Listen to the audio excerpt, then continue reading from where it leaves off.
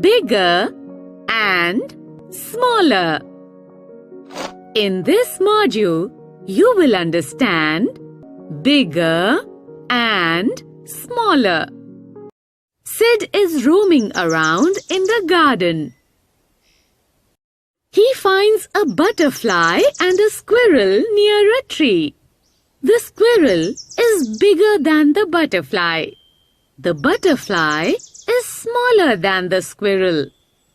He moves to the other side of the garden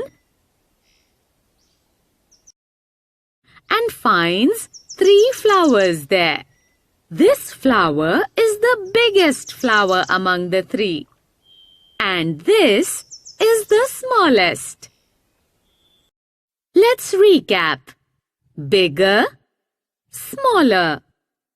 Biggest, smallest.